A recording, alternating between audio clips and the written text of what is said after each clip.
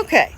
I have not done an affirmation today. It's been one of those days, one of those nights last night. But I'm going to talk to you about the button trick. In case you do reenactment sewing or anything like that, or you have clothing that has drawstrings and you're constantly losing the drawstring in the wash, here's the button trick.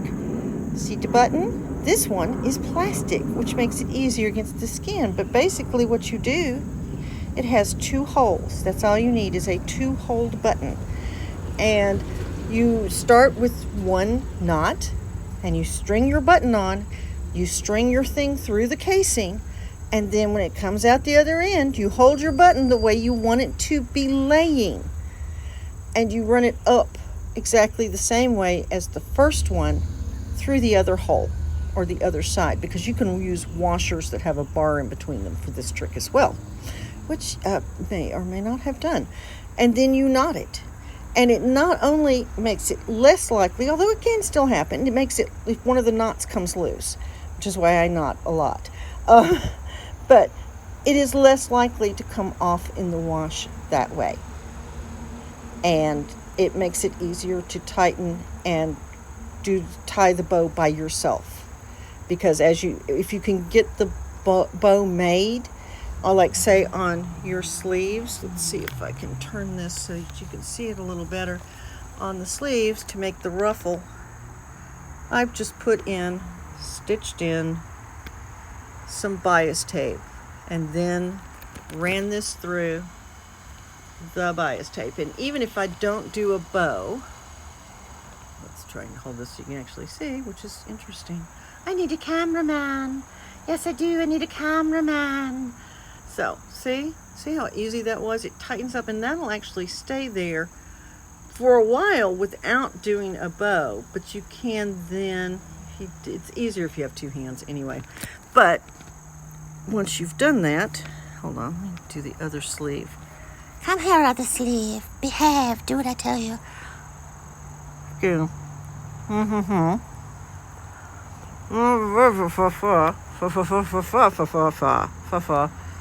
But tightened up, it looks like something a Leota Gentle person might be wearing. And that's an easy way, my children, to make ruffles on the ends of your shirts. You just make sure the sleeve goes out as far as you want it to. And I like to set mine towards my knuckles because I'm just extra like that. But there you go. And you can change how that part looks right. Let's see. How can I do this so you can see it?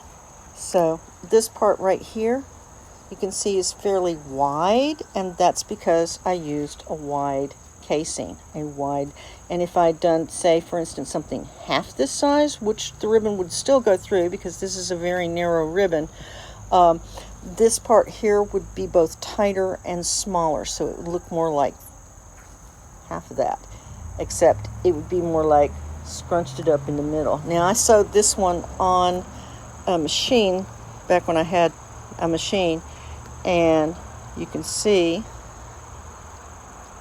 what that looks like. Basically, what I do is I take the 2 edges of the fabric, fold them over again so the raw side is on the inside, and then just stitch it down. And it makes a faux French seam. And this is how I taught myself to do it when I taught myself to sew by hand when I was 11.